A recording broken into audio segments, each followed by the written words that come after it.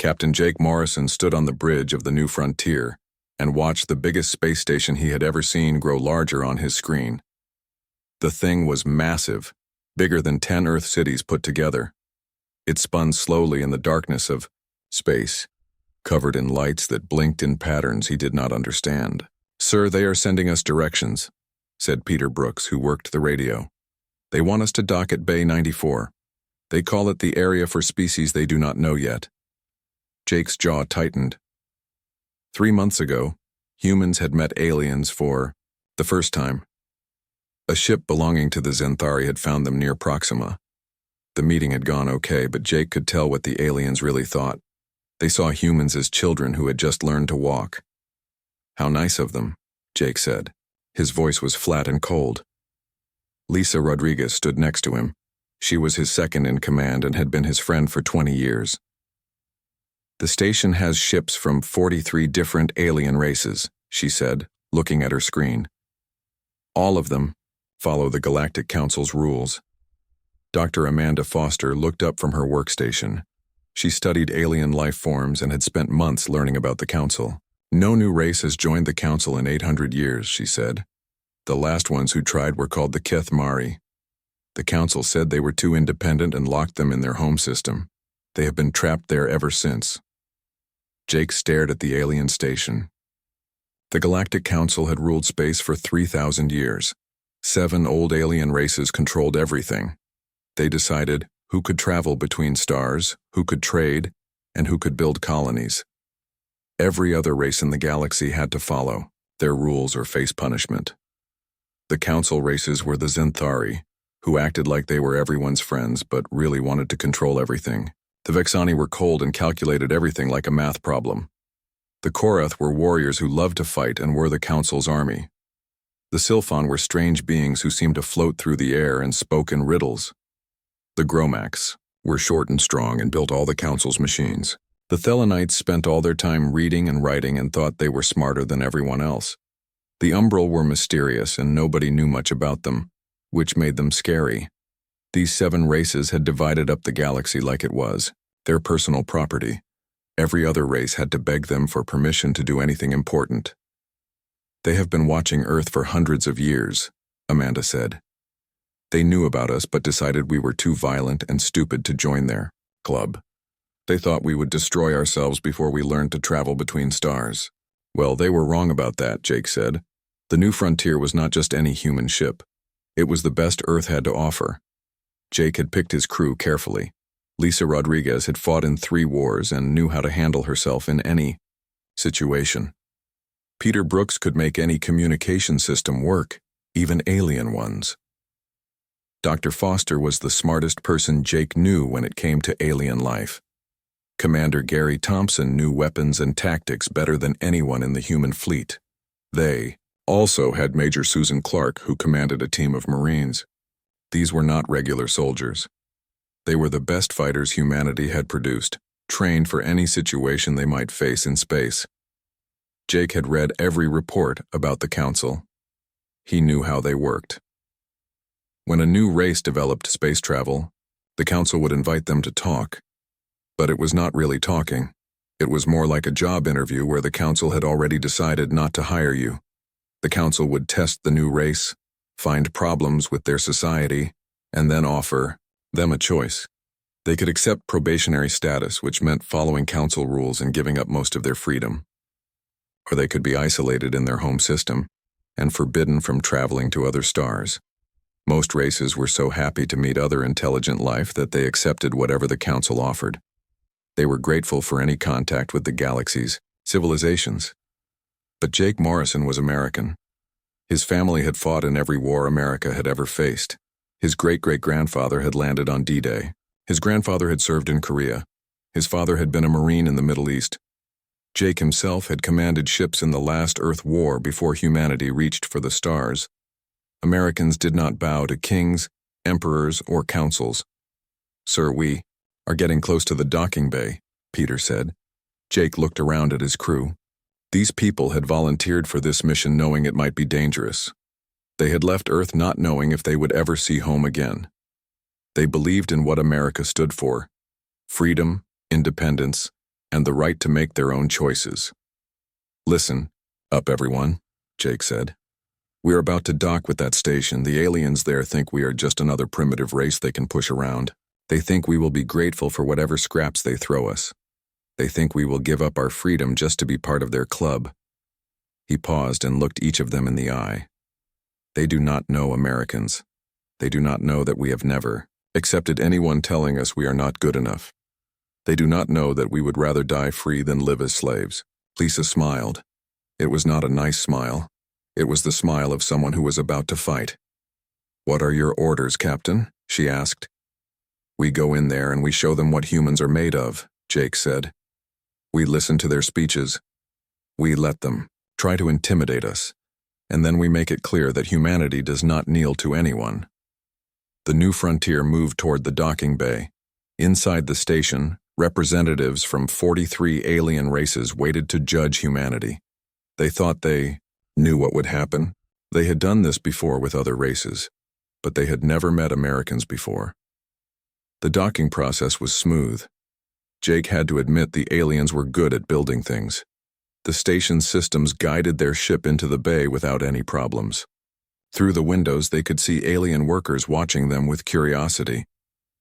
"Interesting," Amanda said, studying the aliens outside. "I see at least 6 different species just in this docking bay. But none of them are talking to each other. They stay in separate groups." "Divided and conquered," Gary said. "Classic control tactic. Keep the subjects separated so they cannot work together against you." Jake nodded. It was an old trick used by every empire in history. Keep the people under control by making sure they could not unite against their rulers. "Well," Jake said as the ship settled into its docking cradle, "let us go introduce ourselves." The airlock opened with a soft hiss. Jake Morrison, representing all of humanity, stepped onto an alien space station for the first time in human history. He was about to make the Galactic Council's biggest mistake become their worst nightmare. Ambassador Helen Carter walked into the biggest room she had ever seen. The ceiling went up so high she could not see the top. The walls were made of some kind of black stone that seemed to eat light. At the far end of the room sat a curved table that looked like it was built for giants. Behind that table sat 7 aliens who thought they ruled the galaxy. Helen had been a Navy admiral for 30 years before becoming a diplomat. She had faced enemy admirals, hostile governments, and angry politicians. She knew when someone was trying to make her feel small and scared. The council was trying very hard to do exactly that.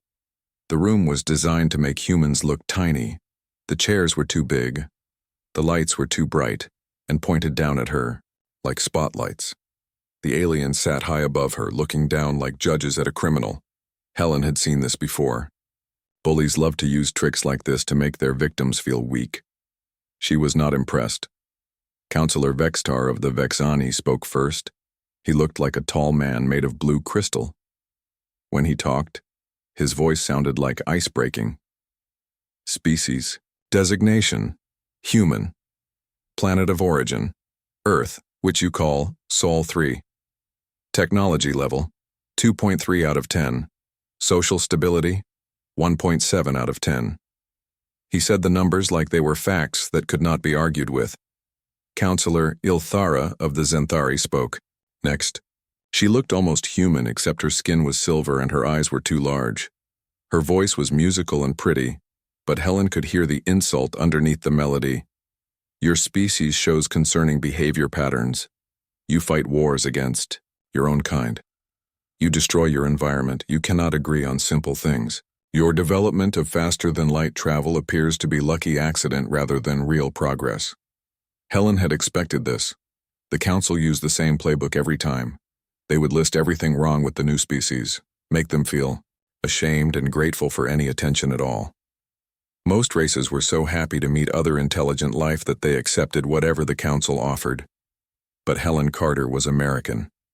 She had grown up in Texas, served in the Navy, and fought in 2 wars. She did not apologize for being human. "Counselors," she said in a calm voice, "I think your information is old and wrong. Humanity has worked together better in the last 50 years than ever before. We ended most wars on our planet. We developed clean energy. We built cities on 3 different worlds. Our faster-than-light travel is not luck. It is the result of the same innovative thinking that has driven our species for thousands of years. General Karathul of the Karath slammed his armored fist on the table. The sound echoed through the huge room like thunder. He looked like a 10-foot-tall lizard covered in metal plates. Innovative thinking? He roared. Your species almost destroyed itself with nuclear weapons. You fight wars over water, land, and ideas. This is not innovation. This is barely controlled chaos. Helen smiled. It was not a diplomatic smile. It was the smile of a woman who had commanded warships and faced down enemies who thought they were tougher than her. General, she said, in the past century, humanity eliminated diseases that killed millions of people. We created fusion power that gave us unlimited clean energy. We built space elevators and turned dead worlds into gardens. We developed faster-than-light travel that let us reach the stars. And we did all of this while keeping our individual freedoms and cultural differences. How long did it take your species to achieve the same things after the Council helped you? The silence that followed was loud as thunder. Dr. Kevin Martinez sat behind Helen taking notes. He was a historian who had spent months studying every council race.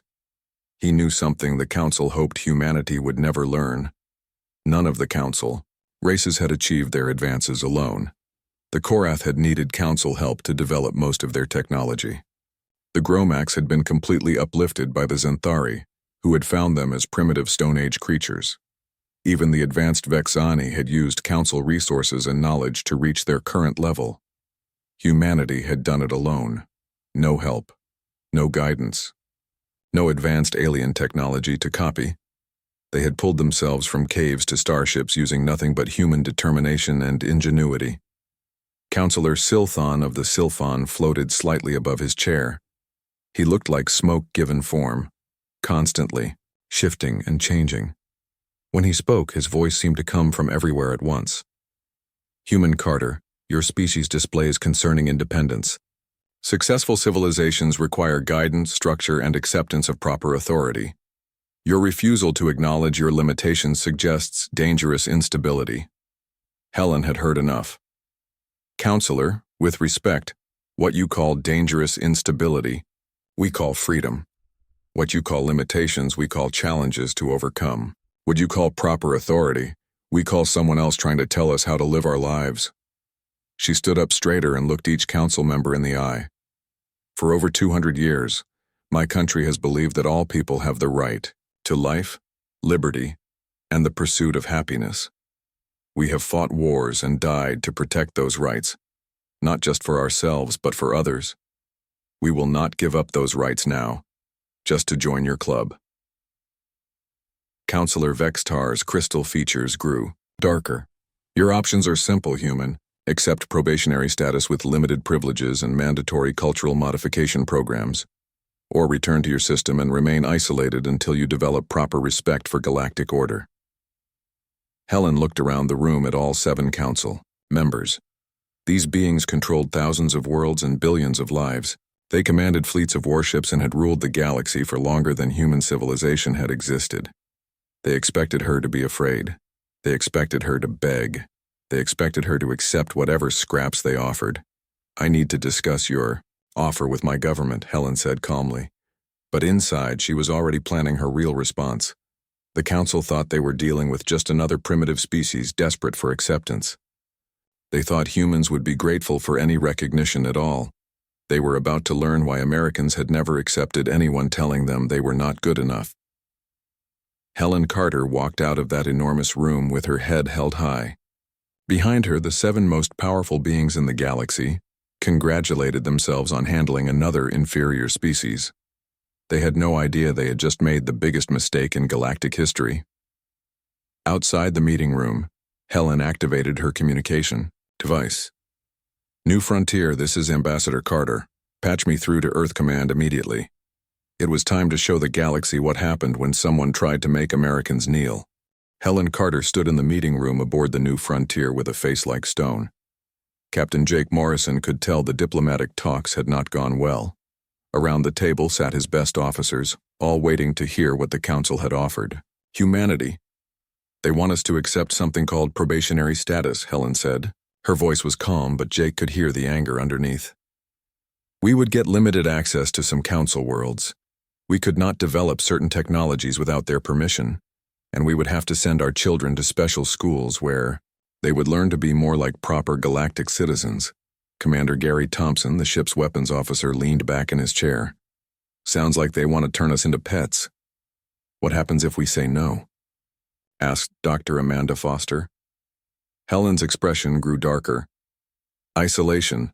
We go back to Earth and stay in our own solar system. They will blockade us and make sure no other species talks to us. We wait until they decide we have learned to behave properly. Major Susan Clark commanded the ship's Marines. She was a small woman, but Jake had seen her fight 3 men at once and win. That sounds like prison with extra steps, she said. Jake stared out the window at the stars. For 30 years, humanity had dreamed of reaching other worlds and meeting alien civilizations. Now they had finally made it to the stars, only to find that the galaxy already had rulers who did not want them there. What kind of enforcement do they have? Jake asked. Dr. Foster checked her notes. Their fleet is big but spread thin. They control 43 different star systems. Most member species give them very little help. The real muscle comes from the Korath military, which has about 2,000 ships of different sizes. And if we tell them to go to hell? Economic sanctions first. They stop all trade with us. Then technology embargoes. They make sure we cannot get access to advanced alien science. If that does not work, they send the Korath fleet to force us into line. The room went quiet as everyone thought about what that meant. Lieutenant Lisa Rodriguez brought up a star map on the big screen. Our scouts have been busy for the past 30 years. The Council controls about 60% of known habitable worlds. But space is big, and there are huge areas they have written off as uninteresting or too dangerous. Jake studied the map. Red dots showed council worlds. Blue dots showed human colonies. There were a lot more blue dots than he had expected, and most of them were in areas the map showed as empty space. The same areas we have been colonizing for 3 decades, he said slowly. Helen understood immediately. You are thinking about rejecting their terms completely. I am thinking about what Americans have always done when faced with an empire that demands we bow down to them. Jake replied. We tell them to go to hell and make our own way. Dr. Kevin Martinez was the ship's historian. He had studied every major human conflict for the past 500 years. The Council has never faced organized resistance from a species that can travel between stars. Their entire system depends on new civilizations being desperate for their approval. Then maybe it is time they learned about American independence, Jake said. Dr. Foster, I want you to find every weakness the Council has. Commander Thompson, start contacting our colony worlds. Let them know what is happening. Over the next few days, the information that came back changed everything. The Council was not as strong as they pretended to be. Most member species contributed almost nothing to Council operations. They paid taxes and followed rules but gave little back. The Council races themselves were getting old and comfortable. They had not fought a real war in over 1,000 years. More importantly, there were dozens of species that the Council had rejected or ignored. These civilizations had been waiting centuries for an alternative to Council rule. Commander Betty Walsh of the exploration ship Star Runner reported from the Kepler system. The Nixhi are incredibly advanced in biological sciences. The Council rejected them because they cure genetic diseases, which apparently violates Council medical ethics. They are very interested in talking to us. Captain Tony Garcia of the EE. Heavy cruiser Liberty found something even more interesting in the Vega sector. The Thektar have metallurgy technology that makes our best steel look like paper. The Council quarantined them because they refused to give up their warrior culture. Turns out their warrior culture is a lot like our Marine Corps values. But the biggest discovery came from Dr. Alan Foster, Amanda's brother, who was exploring the Outer Rim. I found a species called the Zenthka. They developed instantaneous communication across the entire galaxy. The council rejected them for being too individualistic and resistant to integration. Amanda looked up from her analysis. Too individualistic means they value personal freedom and innovation. Sound familiar? Within weeks, it became clear that humanity was not alone. The galaxy was full of species that had been rejected, ignored, or suppressed by the council. They had been waiting for someone to offer them an alternative. Jake made his decision.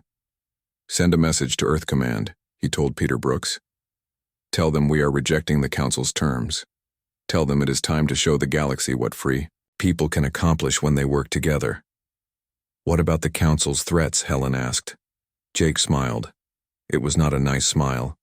It was the smile of a man whose ancestors had fought the British Empire, the Nazis, and every other bully who thought they could push Americans around. "Let them come," he said. "They think they are dealing with another species that will roll over and play dead when threatened. They have no idea what Americans do when someone tries to take away our freedom." Dr. Martinez was already working on his computer. "I am drafting a message to every species the council has rejected or ignored. If we are going to do this, we need allies." "What do we tell them?"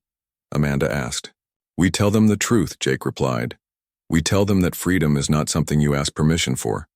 We tell them that no one has the right to decide who is worthy and who is not. We tell them that it is time to build something better." Helen nodded slowly. She had spent her whole career following orders and working within the system. But some things were more important than career and protocol. "I will send the message to the council tomorrow," she said. "Short and to the point." "What will it say?" Lisa asked. Helen's smile was pure American defiance. "It will say that the United States of America and the Earth Alliance formally reject the Galactic Council's terms. We will make our own way among the stars. And any interference with human ships or colonies will be considered an act of war." The die was cast. Humanity had chosen freedom over security, independence over acceptance. The council was about to learn why that had been a very bad mistake. The message humanity sent to the Galactic Council was only 3 sentences long. It was written in simple words that could not be misunderstood. Ambassador Helen Carter read it aloud to the 7 most powerful beings in the galaxy through their communication system. "The United States of America and the Earth Alliance formally reject the Galactic Council's terms. We will pursue our own path among the stars. Any interference with human colonies or vessels will be considered an act of aggression."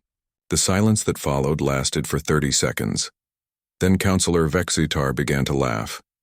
It was a cold sound like breaking glass. "Amusing," he said.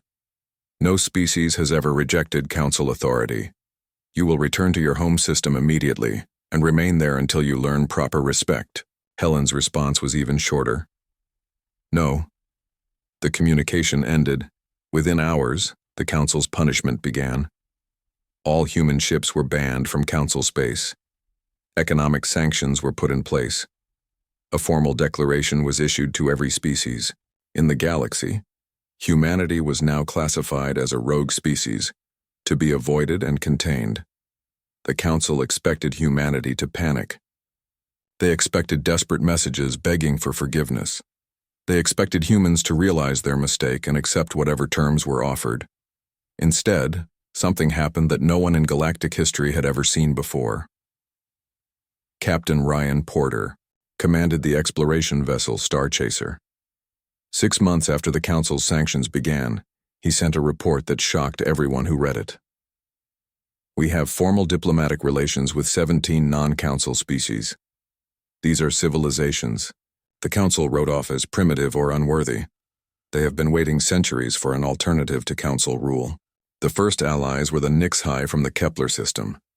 Dr. Sarah Williams, the Starchaser's science officer, could barely contain her excitement when she reported her findings. Their biotechnology is incredible. They can cure diseases we thought were impossible to treat. They can regrow lost limbs and organs. The council rejected them because they said genetic manipulation was against galactic medical ethics. The real reason is that the council was afraid of competition.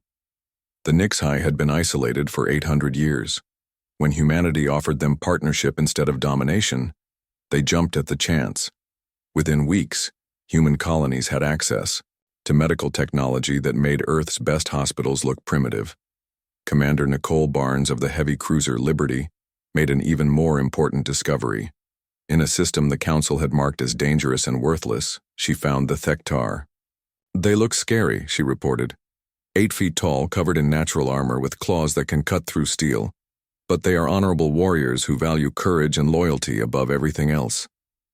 The Council quarantined them for refusing to abandon their warrior culture. The Thektar had been waiting 900 years for worthy allies. They took one look at human military traditions and declared humans to be kindred spirits. Suddenly, human colonies had access to metallurgy that could produce armor and weapons stronger than anything in the Council's arsenal. But the most significant discovery came from Dr. Alan Foster in the Vega sector. He found a species called the Xanthika who had developed something the Council thought was impossible: instantaneous communication across galactic distances. "They can send messages instantly from one side of the galaxy to the other," Foster reported. "No delays, no interference, perfect clarity." The Council rejected them 8 centuries ago for being too individualistic. What that really means is, they value personal freedom and refuse to follow orders without question. The Xanthika had been alone for so long, they had almost given up hope of finding other free peoples. When humans offered them partnership as equals, they shared their communication technology freely. Suddenly, human colonies could coordinate activities across thousands of light years in real time. Within 2 years, what the Council called the Rogue Alliance controlled shipping lanes the Council had abandoned. They operated colonies in systems deemed too dangerous by Council standards. Most importantly, they had built an economy based on mutual benefit rather than tribute and control. Every species humanity contacted had the same story. The Council had found them, judged them, and found them wanting. They had been rejected for being too independent, too violent, too different, or too unwilling to accept Council authority. In other words, they had been rejected for having the same values that made America great. General Patricia Murphy commanded the Earth Defense Force. She had spent 30 years preparing for the possibility that humanity might face hostile aliens. When the Council declared humans to be rogues, she was ready. Her message to the Council was broadcast on every frequency they monitored. For 50 years, humanity has been preparing for hostile contact. Every colony world has defensive systems. Every trade route is protected. Every human vessel is armed and ready for combat. The transmission included detailed information about human military capabilities.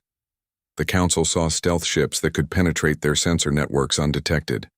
They saw kinetic bombardment platforms that could crack planets open like eggs. Most disturbing of all, they saw evidence that humanity had been studying and improving Council technology for decades. "We never wanted a war," General Murphy continued, "but we were never going to surrender our freedom to avoid one." The psychological impact on the Council was devastating. For 3,000 years they had maintained order through the threat of overwhelming force. New species always submitted because resistance seemed hopeless. Now a primitive species had not only refused to submit, but had revealed military capabilities that might actually threaten Council dominance. Panic spread through Council space. Member species began asking uncomfortable questions. If humans could resist the Council successfully, why could they not do the same?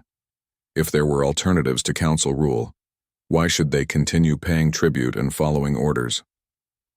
The Nethika Republic was the first to break. They had been Council members for 2,000 years, but they had never forgotten what freedom felt like. When human ambassadors offered them partnership in the new alliance, they accepted immediately. The Veltar Consortium followed within weeks. 3 minor species simply stopped responding to Council communications. Within months, the galactic order the Council had spent millennia building began to show cracks. But humanity did not seek to replace the Council's tyranny with their own. Captain Jake Morrison, now promoted to Admiral, addressed the growing alliance, a free species with a simple message. "We do not want to rule you. We want to work with you. We believe that free peoples working together can accomplish more than any empire built on fear and control." The Galactic Federation was born from that simple idea. Instead of hierarchy and domination, it offered voluntary cooperation and mutual respect. Instead of demanding tribute, it encouraged trade and innovation. Instead of suppressing differences, it celebrated what made each species unique. By the fourth year after humanity's rejection of Council authority, the Federation included over 60 member species. They controlled more territory than the Council and had access to technologies the Council had never dreamed of. The Council's response was predictable. If they could not maintain control through intimidation, they would use force. Councillor Rathmore of the Korath stood before the emergency session and pounded his armored fist on the table. They mock our authority. If we allow this defiance to continue, our entire civilization will collapse. Military action is the only option remaining. The Council voted unanimously to authorize Operation Stellar Hammer, a massive military campaign designed to crush human resistance and serve as an example to other potential rebels. It would be the biggest mistake in galactic history. The alarm bells on New Montana Colony rang out across the valley where 2 million humans had built their new home. Admiral Frank Morrison stood on the command deck of the battleship Constitution and watched enemy ships appear on his screens, like angry red dots. The Korath had come in force, 300 warships, the largest military fleet assembled in 1,000 years. They had come to crush human resistance and show the galaxy what happened to species that defied the Council. Frank was Jake Morrison's older brother. He had commanded ships in 4 different wars and had never lost a battle. Today, that record would be tested like never before. All ships, this is Admiral Morrison, he broadcast to the human defense fleet. The enemy has brought everything. They have. They expect us to run or surrender. They think we are just colonists with a few patrol boats. He paused and looked at the tactical display. 47 human ships faced 300 Korath vessels. The enemy had overwhelming numbers and had been fighting wars for thousands of years, but they had never fought Americans. Today we show them what free people fight for, Frank continued. We are not just defending a colony. We are defending the idea that no one has the right to tell other people how to live. Lock and load, people. Let us give them a fight they will never forget. The Battle of New Montana lasted 3 days and changed galactic history forever. The Korath expected to fight desperate colonists in converted cargo ships. Instead, they faced the most advanced military force the galaxy had ever seen. Human ships were smaller than Korath vessels, but they were faster, smarter, and deadlier than anything in the Council arsenal. Captain Maria Gonzalez commanded the destroyer Lexington. Her ship was 1/10 the size of the Korath heavy cruiser that targeted her, but she had advantages the enemy could not understand. Engaging stealth systems, she ordered. All stop. Let them come to us. The Korath ship fired its massive plasma cannons at where the Lexington had been. The shots passed through empty space. On their sensors, the human ship had simply vanished. Target their engine section, Maria said calmly. Fire kinetic penetrators. The Lexington's weapons were not energy beams or plasma bolts, they were solid. Metal rods accelerated to incredible speeds by magnetic fields. When they hit the Korath ship, they punched through armor that had been designed to stop energy weapons. The enemy cruiser's engines exploded. The ship went dark and began drifting helplessly.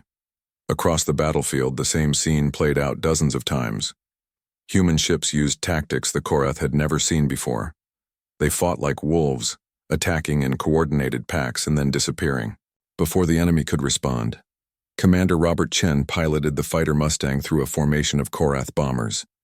His small ship was impossible for their targeting systems to lock onto. While they tried to hit him with weapons designed for large ships, he picked them off one by one with precision strikes. This is like shooting fish in a barrel, he reported, to the Constitution. These guys have been fighting the same way for so long they do not know how to adapt. But the most devastating human weapon was not technology. It was determination. Lieutenant Colonel Sandra Martinez commanded a battalion of Marines who were defending the colony's main city.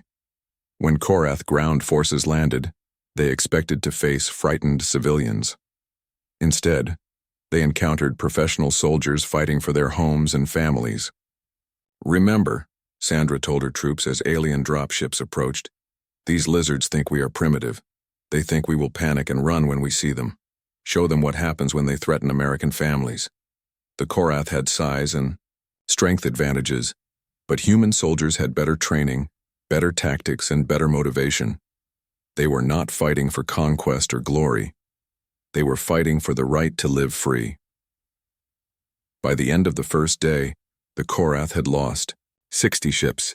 By the end of the second day, their commander was requesting reinforcements. By the end of the third day, they were retreating in disorder. General Korathol himself led the final assault on the human command center. The 10-foot-tall warrior, in powered armor, kicked down the door expecting to find cowering humans ready to surrender. Instead, he found Admiral Frank Morrison waiting for him with a shotgun. "You want to surrender?"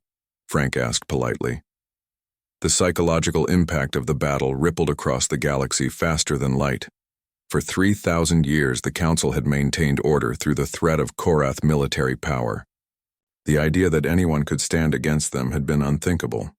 Now a species the Council had dismissed as primitive had destroyed 60% of the Korath fleet. The political consequences were immediate and devastating. The Nethka Republic formally announced their withdrawal from the Council. The Veltar Consortium declared independence. 6 minor species stopped paying tribute. 3 Council member worlds asked to join the human-led Federation. Within months, the galactic order that had existed for millennia began to collapse. But humanity did not celebrate their victory with conquest. Instead, Ambassador Helen Carter addressed the remaining Council members with an offer that shocked the galaxy. "Your system was based on control and fear," she said. "Our system is based on freedom and cooperation. You ruled through strength and intimidation. We lead through example and mutual respect." She paused and looked at each Council member in turn. "You can join us as equals in the Galactic Federation, or you can continue ruling over empty worlds and resentful subjects. The choice is yours." 5 years later, the Galactic Council no longer existed. The Federation included over 200 member species, each maintaining their independence while cooperating for mutual benefit. Former Council, worlds were free to develop their own cultures and governments. Species that had been suppressed for centuries could finally explore their potential. Technologies that had been restricted were shared freely among all Federation members. Admiral Jake Morrison stood on the bridge of the new Starship Enterprise and watched construction crews from dozens of different species working together on humanity's first orbital megacity. Humans worked alongside Nixhai doctors, Thektar engineers, and Zenthka communications specialists. "You know what the funny thing is?" he said to Captain Lisa Rodriguez, who now commanded her own Federation vessel. "What is that, Jake?" "We never wanted to conquer the galaxy. We just wanted to be free to explore it," Lisa smiled. "That is the most American thing you have ever said." In the end, humanity had done what they always did when faced with impossible odds. They had rejected the rules everyone else accepted, fought for their principles, and created something better through pure determination. They had arrived late to the galactic community, aggressive in defense of their freedom, and completely unwelcome to the established order. They had also changed the galaxy forever, and that was exactly how Americans liked it.